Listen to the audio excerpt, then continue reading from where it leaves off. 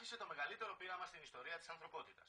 Στραμμένα στη Γενέβη τα βλέμματα της παγκόσμιας επιστημονικής κοινότητας, καθώς ξεκίνησε στο ερευνητικό κέντρο ΣΕΡΝ το μεγαλύτερο πείραμα του αιώνα.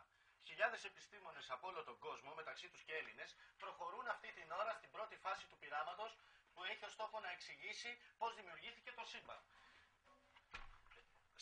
Σκεπτικιστές εκφράζουν τους φόβους ότι το πείραμα θα δημιουργηθεί μια μαύρη τρύπα που θα καταπιεί τη γη. Ασφαλές χαρακτηρίζει το πείραμα ο Στίβεν Χόκινγκ, εκφράζει ωστόσο αμφιβολίες για τα συμπεράσματα που θα προκύψουν. Συνεχίζεται στη Βουλή η συζήτηση του φορολογικού νομοσχεδίου μετά από μια επεισοδιακή συνεδρίαση χθες βράδυ με κατέρωθεν πυρά και εντάσεις. Η κυβέρνηση αναδιπλώθηκε στο θέμα των τεκμηρίων διαβίωσης και η ένσταση αντισυνταγματικότητας αντιπολίτευσης εισέπραξε ηχηρό όχι από την κυβερνητική πλειοψηφία. Αύριο η ψήφιση του νομοσχεδίου. Βήμα πρόκριση στα προκριματικά του Μουντιάλ, η απόψη 9 και 4 η εθνική ομάδα ποδοσφαίρου με αντίπαλη τη Λετωνία στη Ρήγα.